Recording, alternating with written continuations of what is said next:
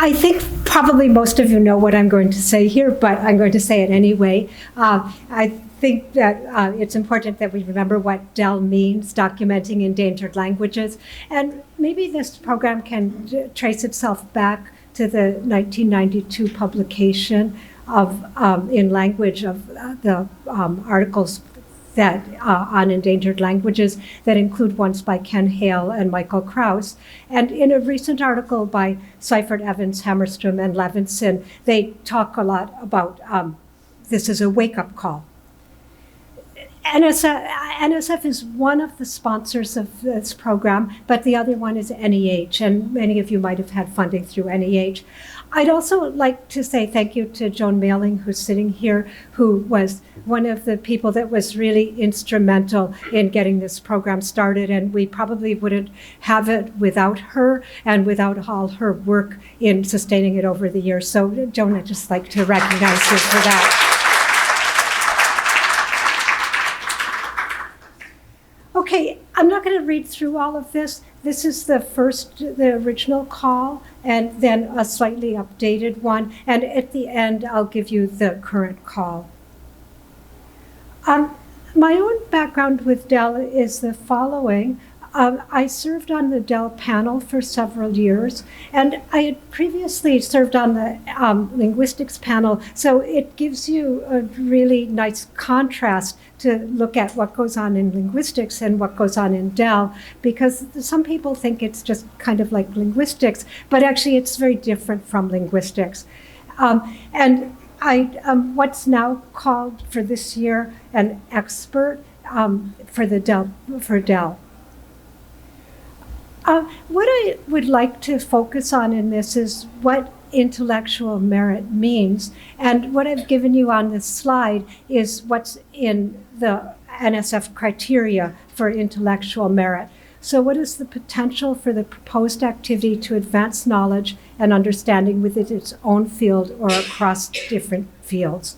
And then there are some supplementary questions, and I'm not going to focus on those other than the potential for transformation.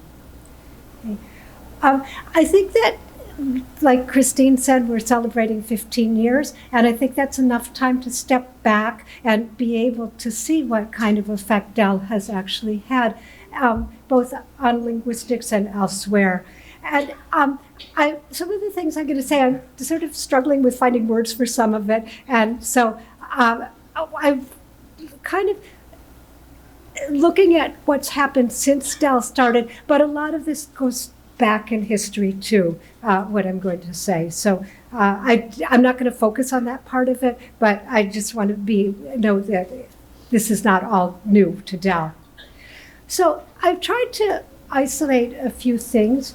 One thing that we often hear about is weird, Western, educated, industrialized, rich, and democratic, and how much research is based on weird languages. Dell definitely takes us beyond these weird languages. Within the discipline, for me, we've achieved ever so many things with Dell. I think we've got a deeper understanding of important aspects of all areas of linguistics, and I've listed a bunch of them, but there could be more. And we'll see this in the talks that follow, but also if you want to see more examples of this, read that article in Language, because it talks about a lot of these. There's also a lot of interdisciplinary work, and I can't actually see all of it on my screen, so you can read it there. And for me, this has been one of the most rewarding aspects of Dell, is how much there's been collaboration with other areas that we had not really worked with in any systematic way before. I tried to think of all kinds of things that I think are intellectual merit. So the methodologies in fieldwork have definitely increased a lot. So we find psycholinguistic methodologies, computational, sociolinguistics. My own work is very community-based. And I think there's been a rediscovery of the importance of ethnographic work that's come through Dell. And I think that anybody that was at the talk last night will realize how important that ethnographic work is. I think there's been a huge increase in ecological validity of the data. We've seen that so much now is text-based rather than elicitation-based, and elicitation has really changed in terms of how we think about what it is. We've got new ideas about dictionaries, grammars, and texts. I didn't say technological developments, but those figure heavily into this because we can do things that we couldn't do before. We could do things easily that we could only do with effort before. We've got shifting conceptions of what language is, and a lot of this comes from the fact that there are so many more Indigenous scholars that are involved in the work. And I think that that's a really important aspect of what's been going on. Well, I just cited one, but I could cite many more. Other things that have happened is a strengthening of ethics in research with human participants and a much greater awareness of social justice. Some people might think of these as broader impacts, but I actually think that these are kind of the blurring of the line between intellectual merit and broader impacts that Kristine mentioned before. And so I think this is something really important. We've had such an increased diversity and participation in research, and this might be viewed as broader impacts, but it changes the nature of the work to have the broader participation. So I think that's another important thing. These are just two quotes. The first one is from the work on weird, and I just want to say the first one kind of speaks to what would be traditionally called science, and then the second one from Wes Leonard, who is here somewhere, is one from the Indigenous perspective about what needs to be done. And I think that Dell is struggling to meet both of these. And I think it's had some success in doing this. And what we hope for in the future is a lot greater success in doing this. Again, I won't read through the quotes unless you want me to. So let's return to the question of intellectual merit. What is the potential for the proposed activity to advance knowledge and understanding within its own field or across different fields? And then what is the potential for transformation?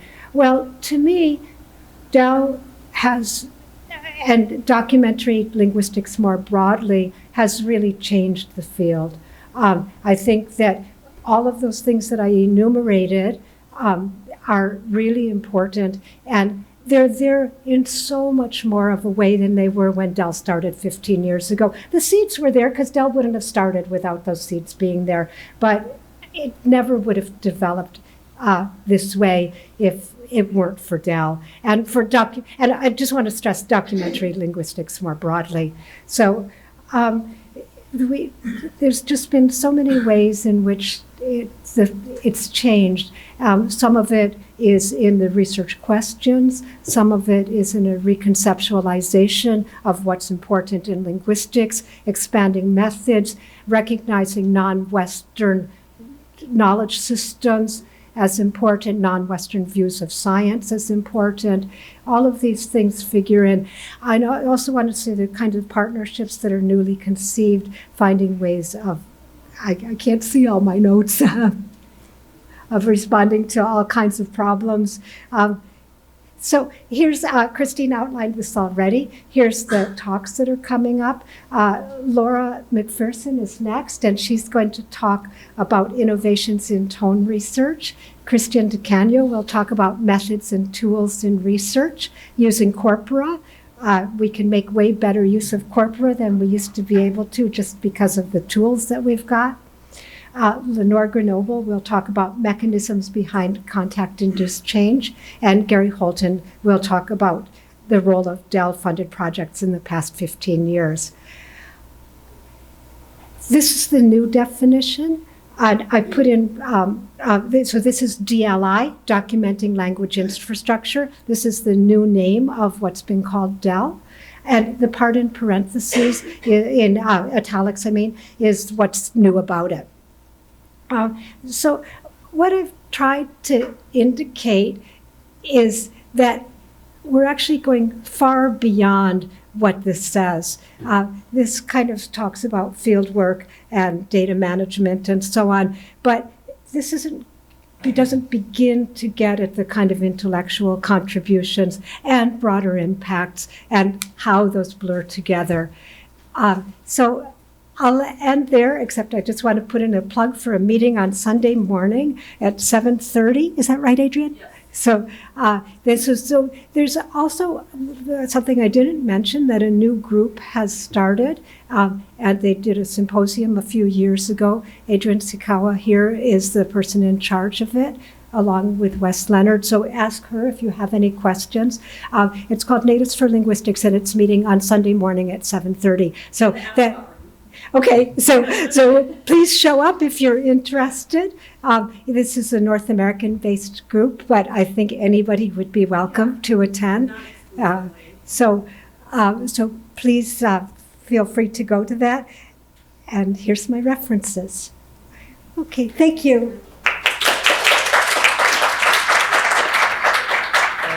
I'm going to be talking today about music and language documentation and sort of the unusual symbiosis that these can have. So I hope we all agree as participants in the Linguistic Society of America that every language is a treasure trove of scientific discovery. And that's not just in aspects of grammatical structure, but also in linguistic practices of the speech community. And the beautiful thing about language documentation is that it targets both of these elements. By the very nature of underdocumented languages, though, and endangered languages, we often don't know what we're going to find in terms of intellectual merit, but we're virtually guaranteed to find it, to find something. And this makes it different from NSF Ling-funded projects, where it's often some sort of particular scientific question about grammatical structure that's the jumping off point. So my case study today comes from my own work, and I'm going to be talking about the Sambla talking bolophone, which is what you see here. So as a bit of background, the Sambla are a Mande ethnicity who live in southwestern Burkina Faso in West Africa, and their language, Senku, is spoken by around 15,000 people who are shifting to Jula, a major lingua franca of the area. I've been working on documenting the language since 2013 with Dell funding starting in 2017. So this bolophone was a bit of an accidental discovery. I didn't set out to find it. My goal was actually to study what happened to the tone system when people sang. So this question of tone-tune association in vocal music. I'd worked on this previously in Mali on a Dogon language, which was a two-tone language, had high and low tone. I wondered what would happen in Senku, which I thought had three tones, high, mid, and low. So what would happen there? I asked my consultants if they could bring me some songs in Senku, and he said, okay, I will. And Clément brought me some music from Mamadou Diabaté, and it sounds like this. All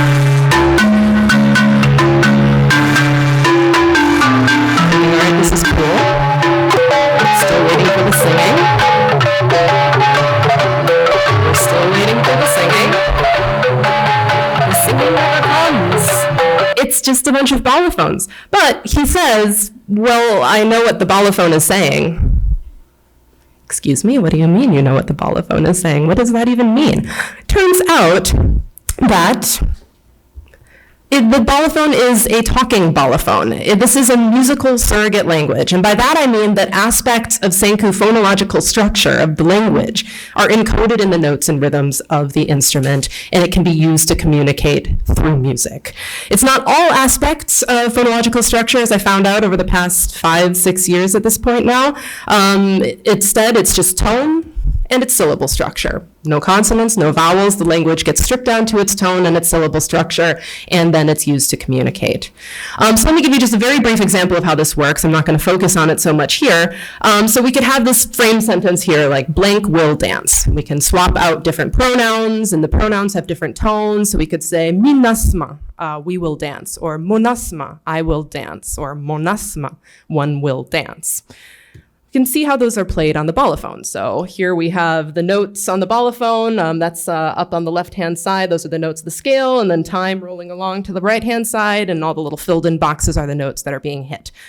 So if we start with the green, this is the super high tone, minasma. This is what that sounds like. All right, this isn't going to work because all of the audio files are going at once. Bear with me while I switch to PowerPoint proper. I apologize. All right. We will go here. All right, let's try that again. So the green, minasma, right? And now in the blue, this is I will dance, monasma. And then in the red, monasma. Right? So we can see that the tones of the language are being encoded in the notes of the balafone, along with some rhythmic aspects I'm not going to talk about today. So to give you a little taste of what this looks like, one of the main uses for this is to communicate with the audience in festival settings, weddings, funerals, spiritual ceremonies, most often to ask for money. Right? To ask for money from the participants. So here's what that looks like. The subtitles you will see are subtitles of the balafone. The guy speaking with his mouth is inaudible. So we're just hearing the responses on the balafone here. This is it.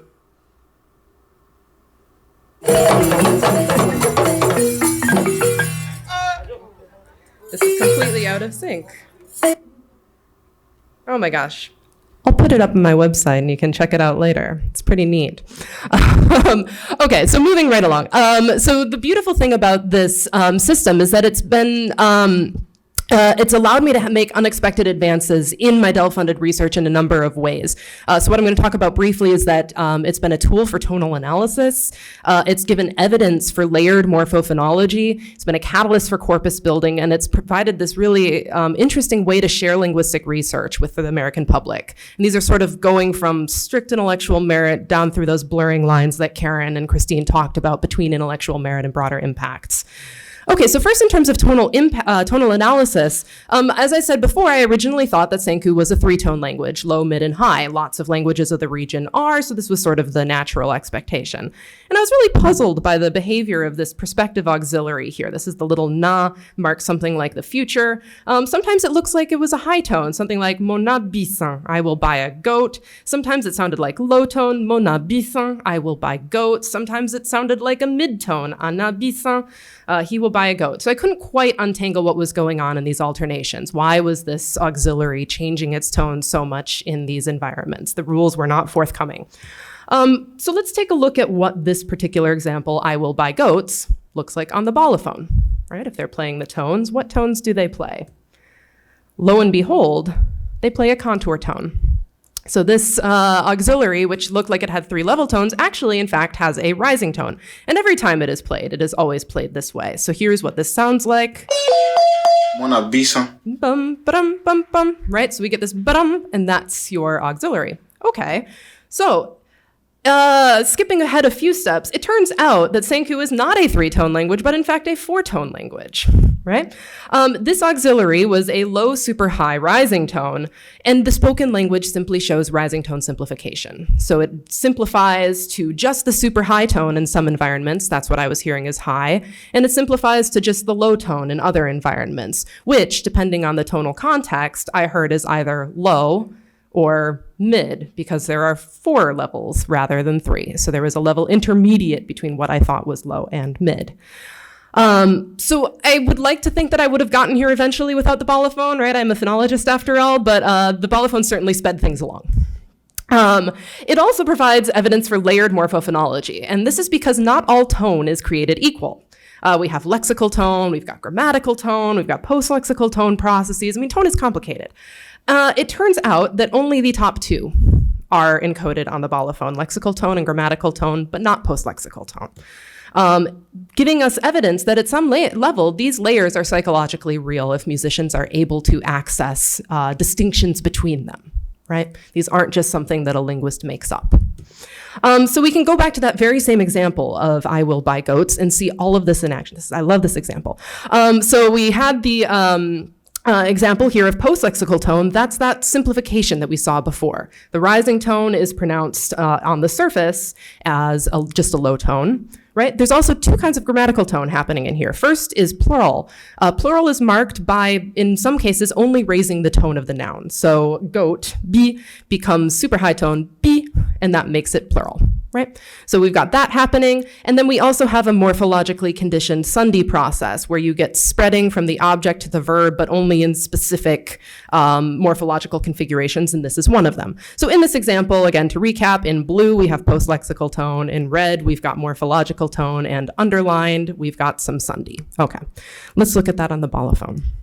All right, so our blue, post-lexical tone does not get applied. There is no simplification of that rising tone to a low tone on the bolophone. However, in red, our morphological tone, that super high tone is there, right? That morphological tone is getting encoded.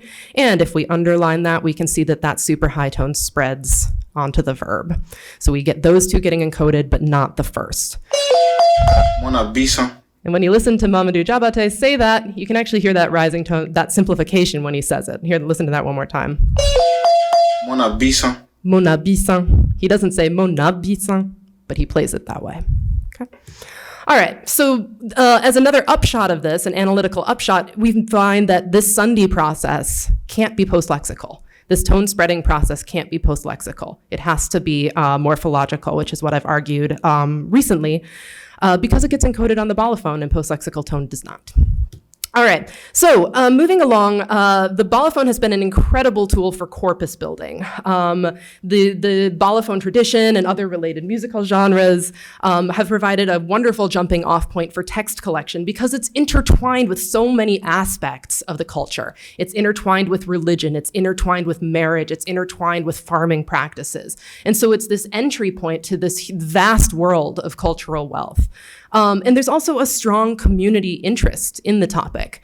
You know, people have a lot more stamina for talking about the bolophone than they do for verb conjugation, right? So it's something that's valuable to the community and the researcher. And so this resulting annotated corpus, right, can be of use for linguistic analysis far beyond the surrogate language. So I've pulled out just a few examples here. Most of my examples of numerals and quantification have come from texts about the bolophone. So talking about ages at which people start, the number of keys, the number of players, ordinals. My only case of multiple adjectives comes from a text about the bolophone. Archaic forms of the language in musical lyrics can shed light on tonal evolution, among other things. So this corpus has been hugely useful for linguistic analysis far beyond just the system itself. And of course, again, blurring that line between intellectual merit and broader impact, the corpus that's created with things like this bolophone system have cultural and musical content that can be of use far beyond the narrow field of linguistics, right? This has a lot of potential for interdisciplinary interest and bridging those gaps. Finally, this has been incredible for me for sharing linguistics with a broader audience. So many of you have probably had the experience where theoretical linguistics can be sometimes a little bit esoteric for lay audiences. You know, you start talking about tone Sunday and the eyes glaze over. However, surrogate languages provide this entry point to African languages, to language documentation, to phonological basics. If you say, I'm going to talk about tone in an African language, nobody shows up. But if you say, I'm going to talk about talking bolophones, suddenly an audience arrives, and then you can sneak in the tone in the African languages, right? And they're none the wiser. And it also points out this very close connection between language and music, right? And you can share all of this with really diverse audiences. So through this project, I've been able to share this with school children, with philanthropists for the arts, at donor events, and even at neurology grand rounds at our local hospital. So this has been a way of getting linguistics out there into the broader public. All right. However, lots of scientific questions remain. This is only scratching the surface of intellectual merit, in my opinion. There are so many questions that I still have. I may not be the one who's equipped to answer some of them, but hopefully many of them. So how is musical surrogate speech processed in the brain? This is virtually unstudied. There are a small number of studies on whistled speech processing showing that experienced whistlers process whistled speech like they do language, but non-experienced whistlers do not. So what happens with instrumental surrogate languages? Nobody knows. How closely does musical rhythm match speech rhythm? Tight connection has been found in Bora drumming in the Amazon, and this can shed light on phonetic detail in the inner voice, right? So how much surface stuff is happening in our mind that can then get transferred onto an instrument, okay? And then what does surrogate language acquisition look like? I'm starting a pilot study right now on tonal acquisition, language acquisition with children in Senku, but what would that trajectory look like on the bolophone? These are things that are acquired in traditional ways starting at a very young age and not taught explicitly later on. So what does that look like? And to me, this is the uniqueness of Dell, right? There are new scientific discoveries at every turn, and that's not just of the results, that's not just of the structures, that's not just of the analysis, but it's actually the discovery of the questions themselves, right? The Dell program allows for this kind of dynamic and adaptive approach to science, that these discoveries that you make in the process of carrying out a project can then shape the trajectory of your project and open all of these new doors that you didn't even know about when you started. And that, in my opinion, is why it is symbiotic, very symbiotic with NSF Ling, but not subsumable underneath it necessarily. Thank you.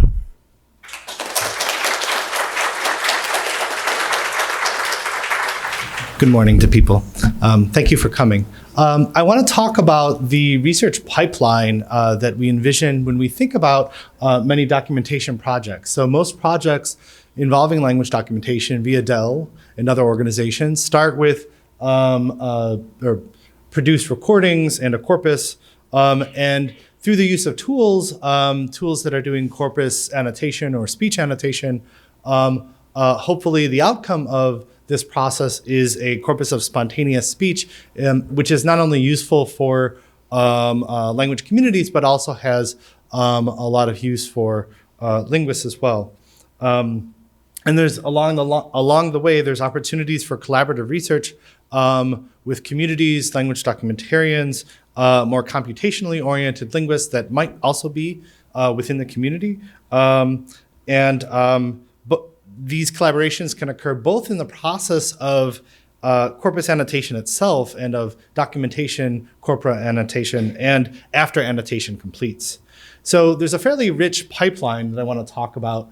Part of this pipeline is that automatic tools aid in corpus annotation, and evaluating their utility is both technically useful and theoretically relevant to linguistics as a discipline. I have a number of citations here. These are more recent works looking at applying automatic tools to endangered languages. So we could think of a very rich pipeline here. One might begin with, let's say, transcription of a corpus in a software like Elan, produce a phonological transducer that will convert, let's say, a morphophonemic representation in a documentary corpus into something that is a surface phonological shape. One might also create a forced alignment system that will segment words and speech segments, speech phones, and then afterwards we could think about other ways of annotating the signal. So and along the way, there are many different outcomes for research. One might be phonological rule analysis and analysis of effects like opacity in the creation of a transducer, but down the line towards applications that are found within the area that I work in, which is corpus phonetics. So we're familiar with, Keren was mentioning this a little bit earlier, that linguistic research is increasingly interested in looking at speech in ecologically typical contexts and valid contexts. And within the phonetics literature, there's increasingly more work on the phonetics of endangered languages using spontaneous speech corpora. And the reason for looking at spontaneous speech corpora in phonetics is that, at the very least, that phonetic variation is highly structured. Investigating the phonetics of this variation, therefore, can shed light on scientific questions related to constraints on the structure. And since languages have different structures, it allows us to look at different intellectual questions. So I'm going to talk about 2 case studies here. One is involving a corpus of Yolosochil Mixtec. Another one is involving a corpus of Itinyoso-Triqui. These are both Oromanguean languages spoken in southern Mexico. And in each case, I'm going to present a scientific question relevant to the language, and then a question that is a scientific question, but also a question that comes out of doing corpus annotation. So where the lines are blurred between the annotation process and the scientific question. They're sort of 2 sides of the same coin. So the first corpus is Yolosochil Mixtec. I should mention both of these are Dell-funded projects. So the first is a corpus of Yolosochil Mixtec. This is work, a corpus that's been heavily analyzed, worked on, created by Jonathan Amos and Rey Castillo Garcia. The language is about 2,500 speakers, and there's about 120 hours that are now transcribed, and a lot of phonological and phonetic research and linguistic research has been done. I'm putting this up here just to show why me as a phonetician and someone who works on tone is interested in a language like this. So it's a fairly simple consonant system, but there's a very complex tonal system. So there's 4-level tones, not unlike Senku that Laura was presenting on. And the tones can combine in interesting ways. There's a lot of combinations of the tones on words. Okay, so what does the annotation pipeline look like? So for the Yolosochil Mixtec corpus, the collection and transcription of 100 hours of spontaneous speech. This is texts and personal narratives, conversations, etc., with the community that's done by Jonathan Amos. And then later, the creation of a phonological transducer and forced alignment system via another NSF Dell grant. And then there's even some subsidiary projects, like a smaller NSF grant looking at development of ASR and tonal transcription for Mixtec. One of the outstanding issues I want to focus on is an outcome of number 2 here, and that is that the transcription that one has with a forced alignment system is only ever as accurate as the phonological rules that are deterministic and can be specified in a phonological transducer. So any sort of variable rule in the language cannot be applied. And this ends up becoming a problem for a language like Mixtec. So I'm not going to play the sound files right here, but what we could see is on the left is a transcription of a phrase from spontaneous speech in Mixtec, Tiginya tukura. And what we see here on the left is you'll notice some voiced segments and some voiced fricatives that you do not see on the right. On the right is the same sentence reproduced by my collaborator, Rey Castillo Garcia, who's also a speaker. And so one thing that you see on the left is voicing of segments and lenition of segments. And the difficulty with this is that it's not predictable by rule. Stop consonants like T and K are always produced in elicited speech as voiceless unaspirated stops. But when you look at running speech, they're produced in variable ways. So it's not possible to encode that as a simple rule in a phonological transducer or and therefore in a forced alignment system. So one scientific question is what predicts this lenition? Can we model it? Along those lines, there's a finding in the literature that stops can be produced with variable degrees of lenition and spontaneous speech. And one of the interesting things here, this is a scientific merit question, is that across languages, manner and voicing lenition is common in word medial position and in the onsets of unstressed syllables. But here, less common in word initial position or in the onsets of stressed syllables. So what's happening in Mixtec? Well, as it turns out, we looked at about an hour and 40 minutes of forced aligned speech, and we investigated the phonetic aspects of speech. And what we see here on the left is consonant duration by word position. And so I'll just focus your attention on the blue bar here. That what this is showing is that the onsets of final syllables, the consonants and final syllables of the word are longer. And as it so happens, those consonants are also, as it so happens, those consonants also happen to have less voicing.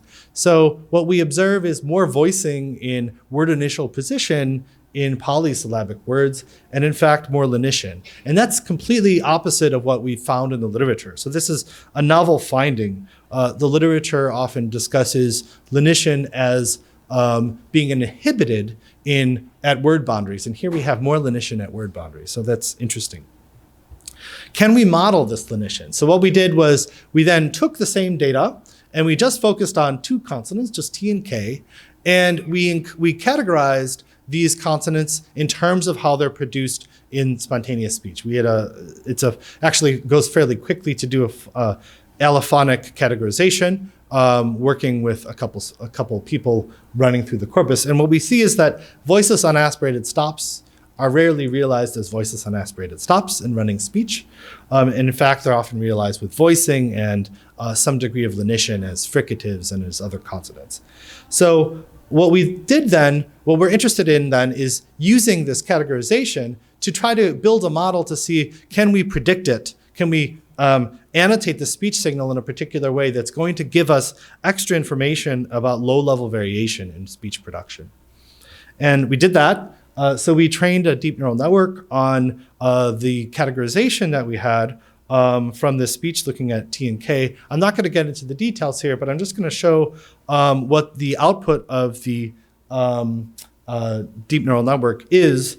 And that is, when you ask the deep neural network to categorize spontaneous speech in Mixtec along the lines of whether it's the stops are produced as stops or not as stops, it does very well. 97 to 98%. And there's not a lot of training data here. It's about an hour and a half of speech.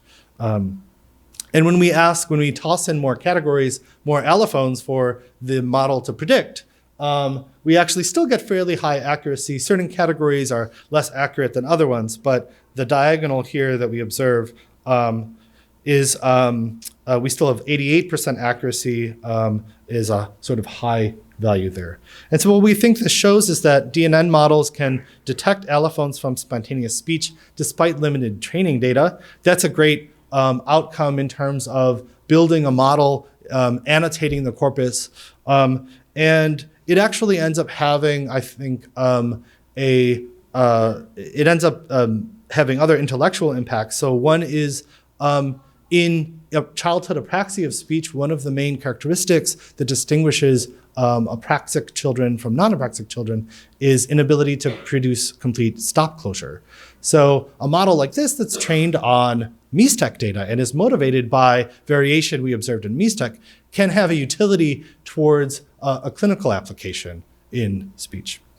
And more generally, there's, I think, an application here. So automatic detection of surface phonetic variation is more generally relevant to questions of prosody, articulation, and sociolinguistic research. So I'm going to jump. This is the second case study is a little quicker. I mentioned what forced alignment is. It is segmentation of the speech signal into phones and words. It's useful for all sorts of reasons: dictionary work, discourse analysis, linguistic analysis. And many alignment systems are trained on well-studied languages, but there's been more work over recent years in developing alignment systems for doing segmentation of endangered language corpora. So the Itinyoso Tricky corpus is work that I've done with collaborators since 2013, based with work on a Dell grant. And this language poses some interesting issues for creating an alignment system. One of them is that it's laryngally complex. Another one is that there's occasional code switching and mixing with Spanish. And both of these aspects have not really been dealt with in terms of creating an alignment system. And so I'll just give you a snapshot of this. There's an elaborate consonant inventory with glottalized sonorants, singleton geminate contrast, and codoglottal consonants. So this is another tone language. I like tone languages, like Laura and many people. And I should mention that 50% of the world's languages are tonal. It's not a weird thing. So there's 9 contrastive tones on root final syllables, and we can have codas that are glottal stops and glottal fricatives. And that will be important in a minute. So two of the issues that come up in creating an aligner for Triqui, I mentioned one, we're incorporating actually Spanish words that are produced by Triqui speakers as they're producing Triqui and incorporating that into the model. So we have essentially a partially bilingual model. The other thing that we are doing is focusing on the vowel glottal segmentation, evaluating how well we could segment vowels in the context of glottalization.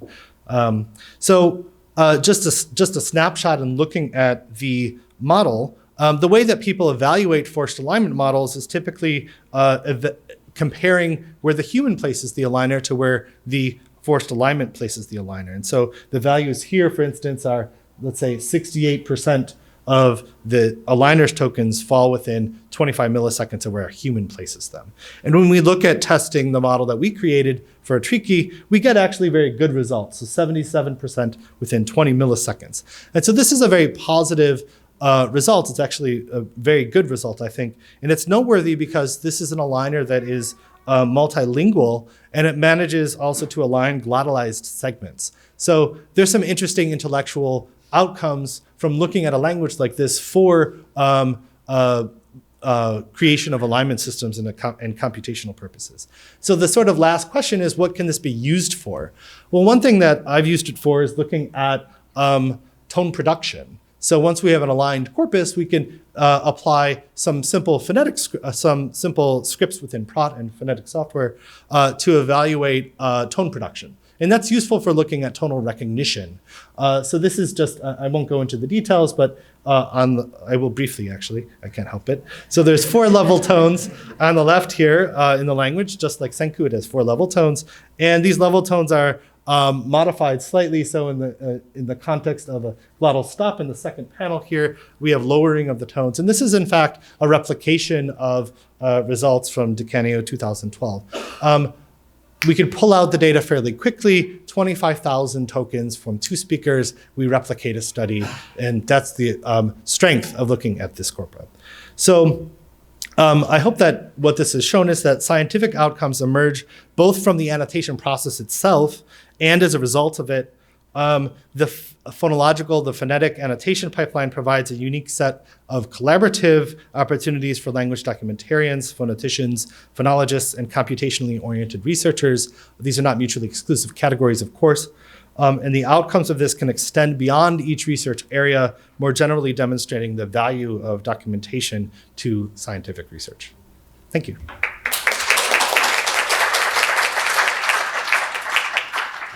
I am in a different position. I'm going to be giving a little bit more of a field report than totally polished results. I am just completed the first year of a 3-year grant that's funded by Dell, and am partnering with institutions in the Russian Federation, in particular with Northeastern Federal University. This is the core team. This is a big, complicated project, and so I'm going to walk you through what I'm doing, what we're trying to do, and where we are now, and some tentative results. Albert is at the University of California, Santa Barbara, and Jessica's at the University of Chicago. The rest of the people are based in Russia, although Dasha is joining us as a postdoc. Actually, it's January 1st. So we are looking at language contact in northeastern Russia, and I'm shifting focus a little bit. In part, I'd like to have a pitch to be documenting the contact on the ground. The kinds of communities that we're working in where language is endangered are often multilingual communities. And I'm interested in what's happening now, how they are using speech, the multilingual processes, what that tells us about language change linguistically, and what's going on socially. So in the area that I'm working in, Russia is the majority and national language. Sakha, which is Turkic, the languages are here because they're the ones spoken, but they also bring a lot to the table in terms of different typological structures and different social prestige. So I want to look at how these different factors, or if they even play into language change. So Sakha is a local majority. It's Turkic Altaic. Evan is a target language. These figures are from the 2010 census, except for the Sakha number of speakers. They're largely inflated. We know that they were inflated in 2010, and now 10 years later, there's much fewer. Evenki, all 3 of these languages are head final agglutinating, no grammatical gender, which is interesting because Russian has robust grammatical gender. Chukchi, which would seem to be an outlier here, it's typologically very different, polysynthetic, ergative, free, pragmatically controlled word order, which is interesting for the particular things I'll be talking about. And then Tundra Yukagir and Kalima Yukagir, which are spoken a little bit there by hardly anybody, and it feels like it would be crazy not to document them while we still can. And so that's a challenge. This is the area where I'm working. This is the Saha Republic, and this is the Chukotka Autonomous Okrug. And relevant is that Yakutsk here is the capital. So this is an interesting area. If we look at the Republic of Sakha, just so you know and get a sense of the dynamics on the ground, it's roughly 6 times the size of France, but only 964,000 people live there. And Sakha are an ethnic majority.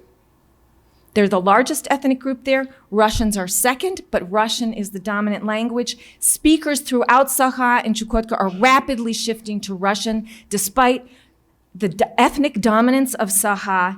And so I see this as an opportunity to study what's going on as it's happening, not after the fact. And I'm not so interested in getting the pure language. That's been documented in some ways, but there's lots and lots of questions which play into this project. So just to give you an overview of what we're doing, we are doing documentation. And I have to say this because everybody thinks I'm not doing documentation because I'm just working on the experiments. But actually, we're doing documentation. We're focusing on getting life stories, conversations, and trying to get at the multilingual practices, which is actually harder. The language of the folklore has been documented. So we're getting things that aren't there, conducting sociolinguistic interviews with every participant to get their life stories and try to evaluate things like proficiency. And today I'm going to focus on the experiments and where we are with that. There's a production task to produce sentences with a controlled lexicon in minimal context. Acceptability judgments, my collaborator Ming Xiang, who's a psycholinguist, is really in charge of this. We run them on PsychoPy. We can get those fast. We're using body part to try to get proficiency. We're working out proficiency tests because we can't really tell what's happening unless we have some measure, independent measure of proficiency. I'll talk a little bit about this. We're getting short narratives from a very short video. So we have comparable texts in addition to the free open speech. And we use a 4-picture series at times. So why use these experimental methods? And I'm talking about very different kinds of experiments than the phonologists are talking about. These allow us to ask very targeted questions across a sample population of users, to test focused hypotheses, and to identify which patterns are systematic and which are one-off, which are mistakes, which are idiosyncratic. We can't tell that. So an example is word order changes. Any field worker you talk to in Russia will tell you that word order in the target languages is changing under the influence of Russian. Russian has pragmatically controlled free word order. Everybody will say, oh, it's changing, it's changing. These 3 languages that I talked about, rigidly verb-final language, say it's changing. What does that mean? So here's Evenki, Tungusic, verb final, and this is from an elicited text with the frog, and the critical thing here is the verb in blue. Yirpunjara, and then you see Taigala is after the verb. It has no business being there. So you say, oh yeah, word order's changing. Let's look at another example. This one's it's same text, different speaker. They gave to the boy a bag and then a box, code switching in Russian. So it looks like, yeah, word order is really changing. Now look at the rest of that text. The speaker continues speaking to me in Russian, and my collaborator, who is listening in Evenki, a fluent speaker of Evenki. So she says, I can keep going. Do I have to? Can I say, I'll say the boy, right? She's not telling a story in Evenki, right? She's thinking in Russian, grabbing some words and putting them together. Has the Evenki word order changed? I don't know. What does this tell me? It's just, this is not an informative text for asking those kinds of questions. So we wanted to target word order. So we first ran a pilot study because we weren't sure how it would work. Using 14 different pictures, speakers were given words for each picture in citation form.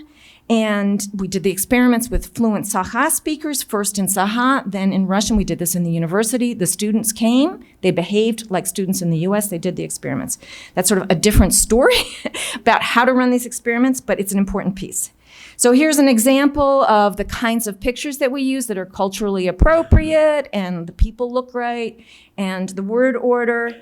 So we also ran the sociolinguistic survey. We got 30 speakers. And I have to tell you, when I talk about this work in Moscow and Petersburg, and I say I did 30 speakers to do this, people gasp.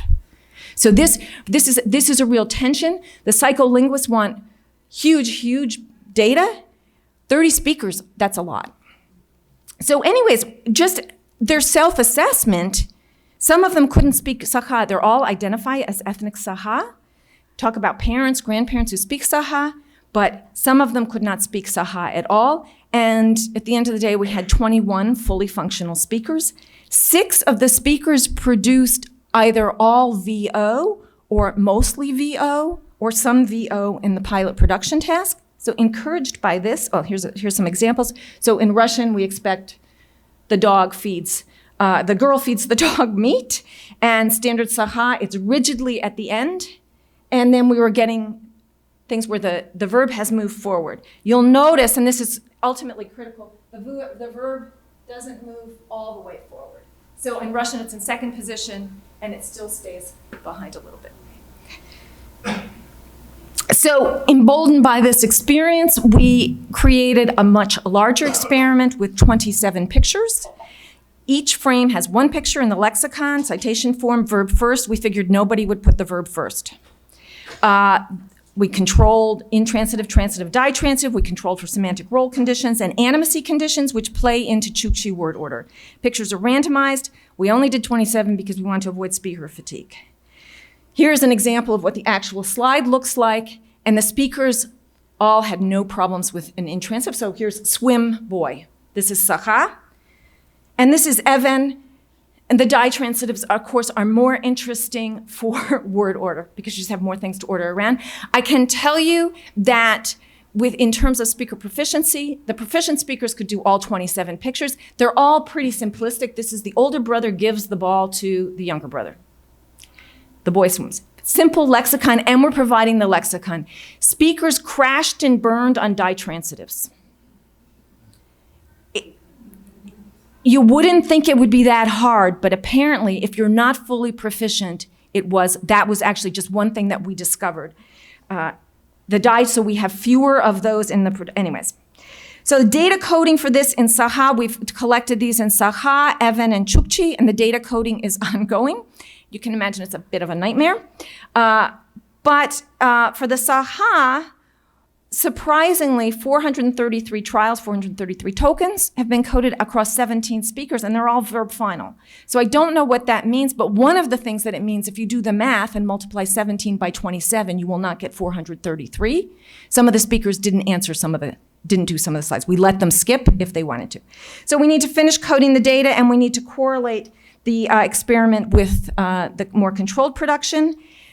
Some preliminary results on the proficiency and speaker confidence. We did a body part task with this test developed by O'Grady et al. In 2009, using pictures and signaling a part of the body.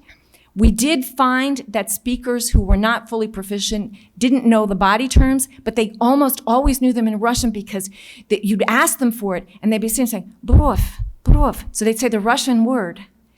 So they knew what the word was, but they just didn't know it in the target language.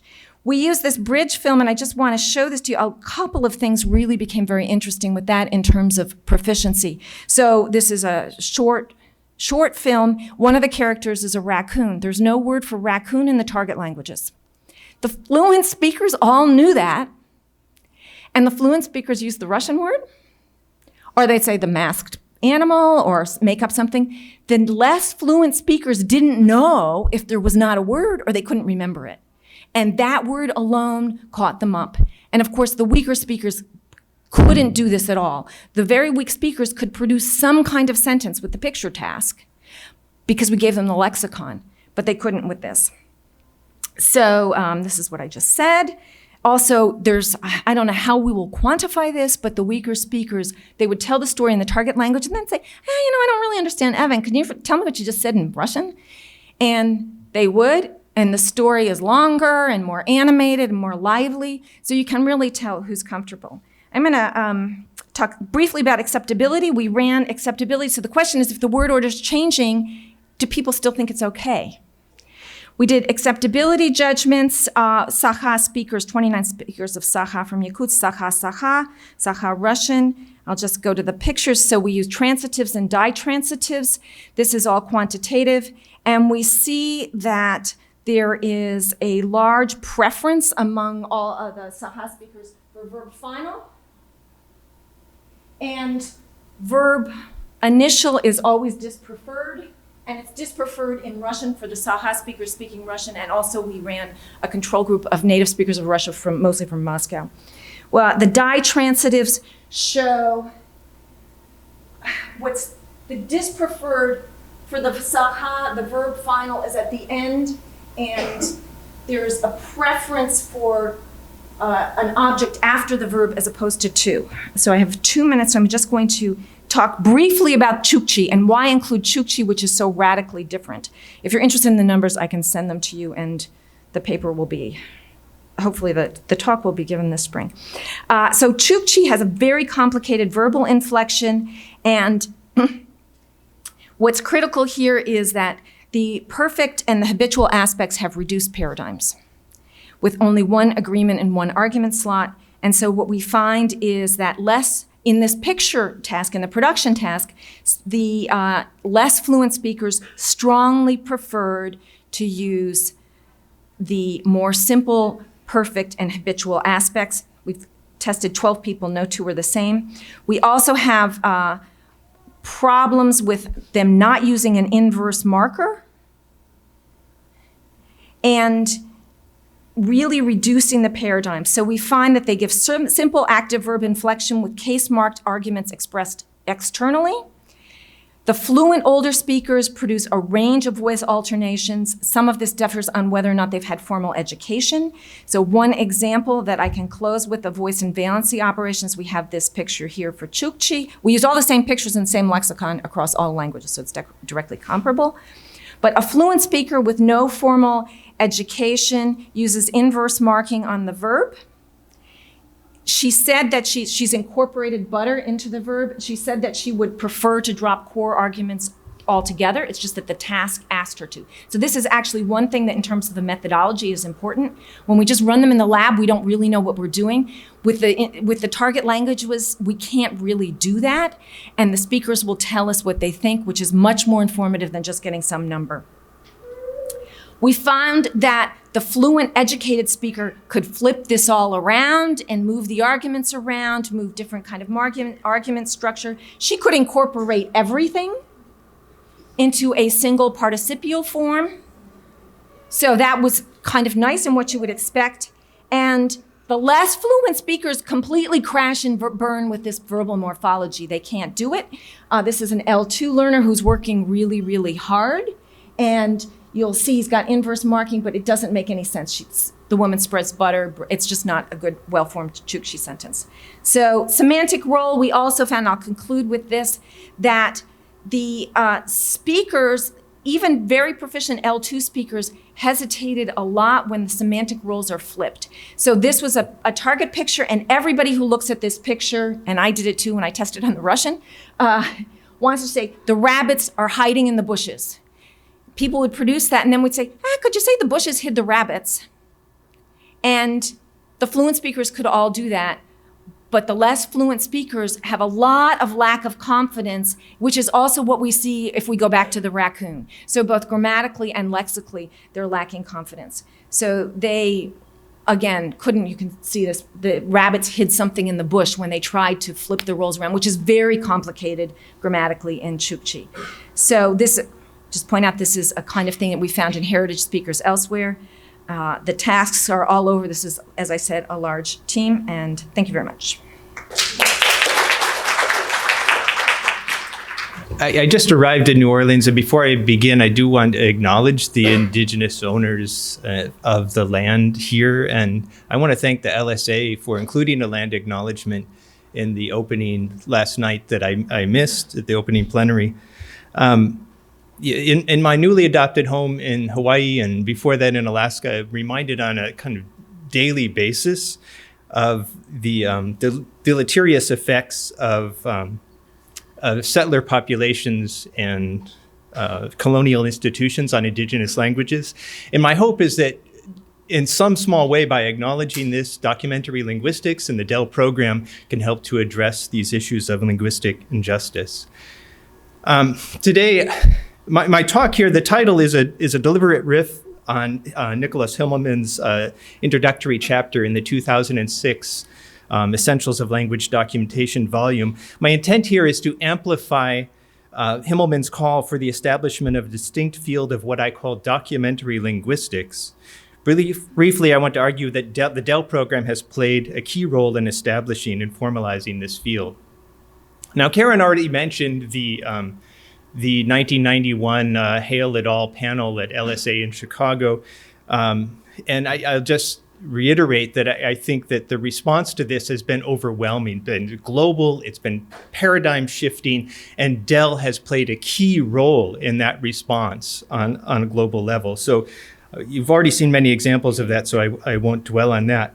What I want to do is something quite different here. I mean, I think my fellow panelists have really already said many things about the intellectual merit of Dell. I'm not sure what else I can add to that. So I think my role here is to really be that kind of politically incorrect uncle at Thanksgiving that you hope will get removed from the table. So we'll see if you remove me before I finish here today.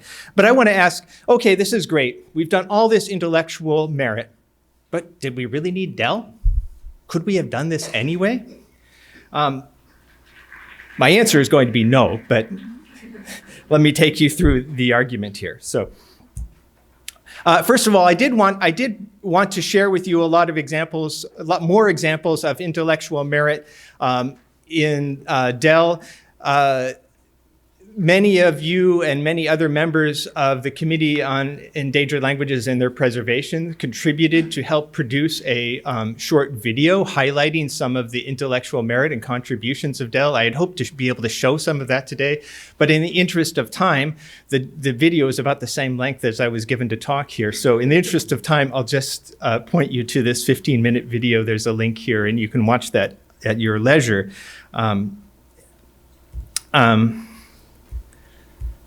So I'm going to skip ahead then and not dwell on those issues because I think we've already seen some highlights of intellectual merit. What I want to point out is that there's all these wonderful things being done by Dell and all this great work going on, but if we focus only on new knowledge and new discoveries, it's all too easy to underestimate the real value of Dell. So if you consider, for example, the recent issue of Language that's looking at 21st century perspectives on indigenous languages, of these 27 articles, only 2 reference funding by Dell. So here's a lot of great work going on indigenous and endangered languages, but not necessarily Dell funded. Dell has partially or fully funded over 350 proposals as I count it, but this represents a very small proportion of the world's linguistic diversity. So I would like to suggest here, if we really want to assess the intellectual merit of Dell, we need to look not only at the work produced by these individual projects, but at the way Dell has reshaped and recreated, reformed our entire field. And I think that is really the incredible contribution of intellectual merit of Dell. Dell has contributed to the reemergence of a science of documentary linguistics. Right? Yes, documentary linguistics has taught us a lot about the nature of languages, the diversity and creativity which are found across all languages. But along the way, documentary linguistics has forged a new methodology, a new approach to understanding human language. And I would like to suggest here that documentary linguistics is now its own field, distinct from linguistics proper, as I think Keren hinted at in her opening, a field that differs fundamentally from traditional language scientists to paraphrase Marianne Mithun, it seeks to answer questions which we haven't yet thought to ask. Dell has played a significant role in this. in the emergence and codification of this new field, and I see this as the most important contribution of Dell over the past 15 years. So the stories of Dell are tied together by two interwoven threads: people and data. In their quest to understand the linguistic practices of speech communities, Dell projects are fundamentally about people. Language is a central part of that ecosystem, but crucially, Dell projects attempt to understand language within the context of that ecosystem, as opposed to as an abstract, decontextualized entity. Second, Dell projects are about data and about creating a lasting, accessible, and repurposable record of language use. It is these twin pillars that make possible new discoveries and new knowledge within the field of documentary linguistics. Okay, so let's look at those two things. Documentary linguistics is embedded within language communities and is thus intrinsically tied to community goals and community needs. From the very earliest days of the endangered languages movement, it has been repeatedly pointed out that language revitalization and reclamation must be a part of the documentation project. Whether you see this as a practical necessity or a moral imperative, the result is the same. Documentary linguistics is a science whose laboratory exists not in the cloistered halls of academia, but rather in the tribal halls of Native America and the Fale of Samoa. Documentary linguistics is an activity which can be not an activity which can be engaged in remotely, but rather one which requires collaboration and co-production, face-to-face, in person. Something changed. Sorry, I think these are slides from an earlier version of my talk. But we'll bear with that. So, okay, so moving ahead. The other pillar of documentary linguistics is data. One of the earliest concerns of the endangered languages movement was to ensure the long-term archiving and preservation of language data. To quote a term I first heard from Kristine, the need to preserve and make available endangered languages data led linguists to become, quote, accidental archivists. I've used that label myself on several occasions. The rise of an endangered languages movement in the waning years of the 20th century coincided with an unprecedented digital transformation. Linguists played a leading role in responding to the challenge posed by this looming digital dark ages. We were accidental archivists. The Open Language Archives community, OLAC, was founded 2 years before the Library of Congress published its first guidelines on digital preservation. Who knew linguists would be archivists? The Digital Endangered Languages and Music's Archiving Network was founded shortly thereafter to help promote standards for digital language archives. Dedicated digital language archives were born. But Dell has done so much more than just create archives. In particular, Dell has facilitated the development of an infrastructure for documentary linguistics. This includes funding regimes, publication venues, training programs, development of ethical standards and protocols, and data management.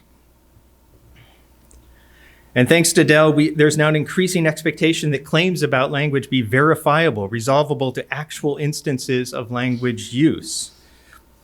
Dell supportive efforts have led to the LSA resolution on cyber infrastructure in 2010 and the Austin Principles on Data Citation in Linguistics in 2018. Dell has thus helped to facilitate a data-driven, empirical approach to the study of language. So back to my initial question, could we have done this all without Dell? Well, maybe. Some of the individual projects likely would have been funded, although I would argue perhaps not all of them. But I would say a resounding no to the issue of infrastructure. The infrastructure that we have created for this field, the overall ecosystem that we have built for documentary linguistics would not have happened without Dell.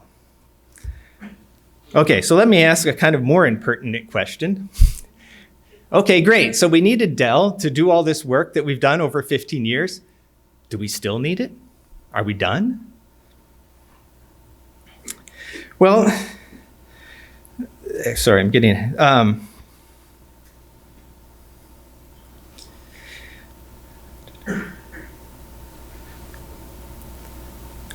apologies for reading here. I didn't sleep last night, so I'm trying to refer to my notes here.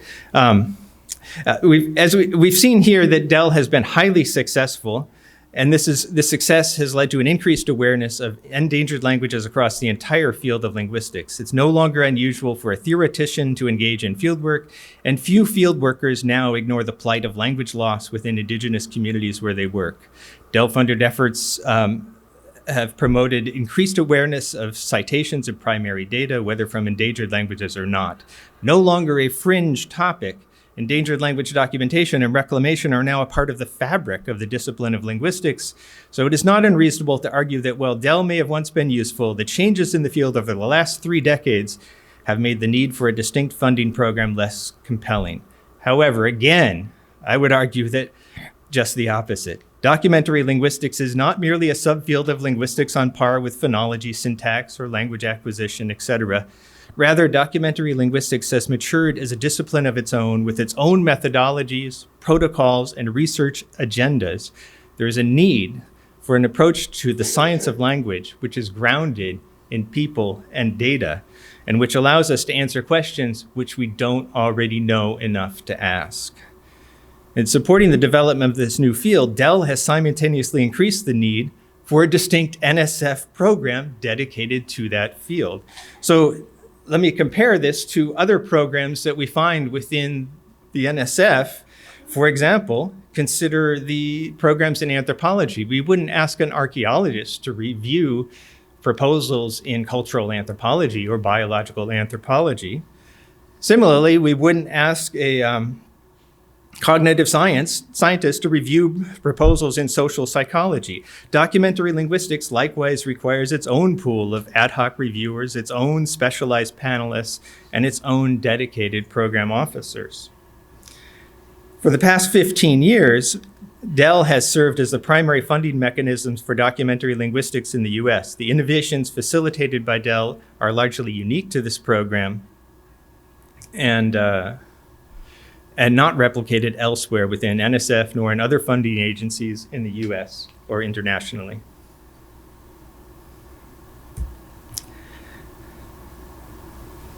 So, happy birthday to Dell. In a span of just 15 years, the Documenting Endangered Languages program has been enormously successful in responding to the identified endangered languages crisis. It's done much more than merely respond. It's forged a new discipline. And it's played a unique role, which, again, is not duplicated elsewhere at NSF, nor in other funding agencies anywhere in the world. That said, the endangered languages crisis is not over. If anything, the crisis has accelerated. The reason I haven't slept last night is I just arrived from Micronesia, a place where physical and cultural existence is threatened by the very real effects of climate change and sea level rise. The future of Marshallese, Kapingamarangi, Sathwalese, and many other Pacific languages is inextricably tied to an uncertain environmental future. What will be the linguistic and cultural future of the Kiribati diaspora? And far from being an outlier, the Pacific is rather a harbinger of a future which many indigenous languages will soon face. But while the world's languages may still be in crisis, we are no longer in crisis mode. No doubt there remains much work to be done. We are far from completing the work of documenting the world's languages. There is still a great need for new tools and infrastructure for language documentation, and there is much yet to do to build capacity for undertaking documentation work. But we now have an established infrastructure and methodology in place for tackling that work, much different than we did 15 years ago. This change is reflected in the new program name for Dell, Dynamic Language Infrastructure. By de-emphasizing the words endangered and documentation, we move away from a deficit model of language vitality, and while at the same time making clear that documentary linguistics is about much more than just documentation. The field of documentary linguistics provides us with the tools and methodologies to address the challenges of endangered languages. I'm not arguing for complacency here. But I do think that we ought to give credit where credit is due. In 2022, we will welcome the Decade of Indigenous Languages. Dell, or DLI, will surely play a role in that effort. And I look forward to celebrating the 30th anniversary of the program at LSA in 2035. So thank you. I'd like to express my thanks to Kristine and April for organizing this panel, and to CELP for contributing to the video. And I'd also like to thank all of you for being here. It's your interest and passion which gives me hope for a bright future for documentary linguistics. Mahalo.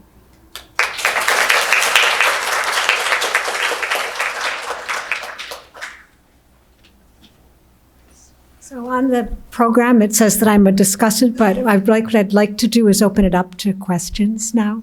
So I think people probably have things to say. Thank you, everybody, for your talks.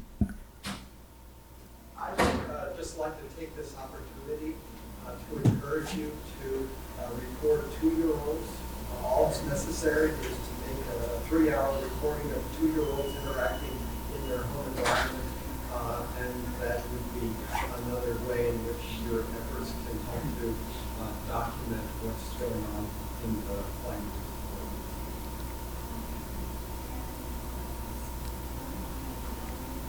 That's a great suggestion, and I would like to encourage all of you to submit proposals for DLI Dell.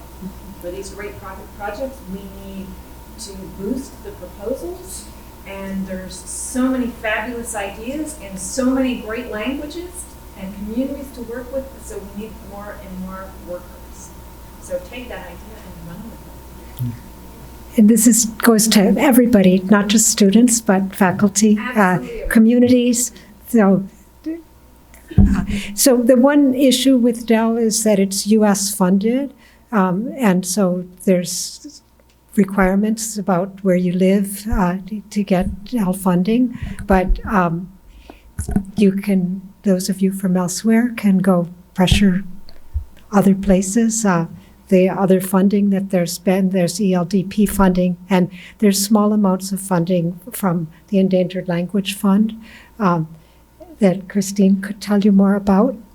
It's also possible if you're at an institution outside of the U.S. to partner with U.S.-based researchers, and we welcome that. And you saw from my slides, I'm partnering with people in Russia and working with their students as well. So that's another way to collaborate, and I'm huge on collaborations, and that can give you access to funding. Yeah. I have a question. I am more of the theoretical linguistics side, and I'm transitioning into endangered languages, so there are a number of questions that come to my mind. For instance, the people that you interact with and collect data with, how do you deal with the IRB? And these kind of questions. I'll answer in my case. I've worked in a number of different countries, including in places in Africa. So at the University of Chicago, I need to have a local IRB from Chicago, and then most of the places I work with, they don't have their own IRB. So, but my institution requires that I get prior, free-informed consent in the target languages. So normally I actually do need to partner with people because as I'm learning a language, I need to get it in that language. And then also, even where there aren't government or university local regulations, I find it critical to work within the local culture to do what's culturally appropriate. So that also requires some footwork initially to figure that out. If there aren't local regulations, it's good to look at places that do have them to get an idea of what's important. And there are places where, like in a lot of northern Canada, you can't do research without having approval from the community council. So I might have a stupid question, but I think a lot of endangered languages, they are verbal languages without written system. So like the language that I'm working on, it doesn't have a written system. So when I did the interview with my speakers, and I asked them, what does this word mean? They have their own interpretations, like, because there are a lot of homophones in the language, so they are having the different interpretations of the same word. And I feel like this causes a lot of problems when I want to do some semantic change to study that. So I don't know how can you do the transcriptions of the language that you're working on, or how can I dig out this problem? I'm answering all the questions. So some other people have to. So I would transcribe it all in IPA, and I would actually document all of the responses, Yeah. because that's really interesting. And, yeah. So it's not clear, but it's really interesting, and patterns may evolve. It's gonna take more time to do the analysis. Yeah, I find that there's huge variation, and we have a tendency to want to level that out, but in fact, that's not good to do, because as Kristine was talking about, there's so much variation in language, and if we level it out, then we can't.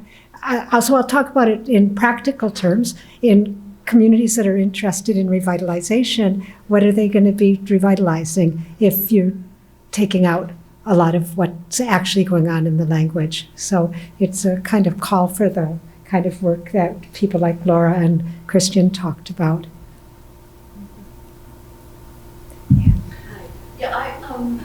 People have been asking me, so I'm going to ask you, do we know what the panel is going to look like for DLI in the future? Is it going to be a panel that's going to be put together with people from the Dell community plus people from archiving community? How is that going to change, or is it going to change? And as well, I guess the ad hoc review is going to be, the process will be the same, because we'll look for people who are experts in those fields. Maybe Joan could respond to that. On the hot seat. I'm hoping that actually we're not going to see any changes. It's going to be run in the same way that although in terms of NSF organizational structure, it's been moved under linguistics. The panels will be kept separate. The programs are separate, the budgets are separate, and so they will continue.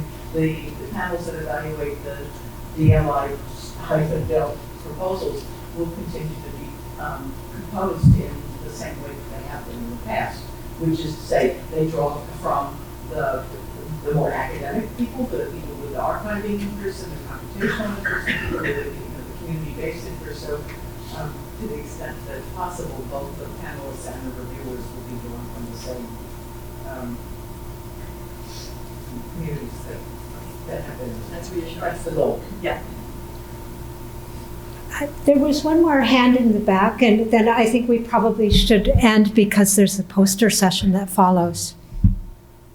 I wanted to say that I really appreciate the change in the name of DEL for DLI in order to de-emphasize, one, the idea of endangerment and focus instead on strengths. But I wanted to bring up that one thing that's still not reflected in the current name DLI is that many projects that are funded by DLI are about practices beyond language in a really narrow sense. So for example, work about music or work that's about multimodality. And I wonder if the mission documents of DLI and the grant institutions will incorporate a conclusion that we are not just talking about technology as a text. I think that DEL has, if you look at the call that I put up, it so underrepresents what Dell has actually done. And I hope that people will continue to dream those dreams and submit those proposals for work where language is an important piece of it. My own experience is that people, so this is North American experience, is that what people want when they're talking about language is to understand something that's not just language. It's way beyond what we usually mean when we talk about language. And so that's kind of, to me, an essential part of what documentation is all about. And in as much, and I think that word dynamic is a kind of important word there, because it kind of speaks to the interfaces with so many other things. So encourage people to submit those proposals, and the panel will make recommendations about them. So I think to try kind of narrow it, that the contributions are about language in a narrow sense is not the right way to think about it. Okay, well, thank you, Kristine and April in her absence.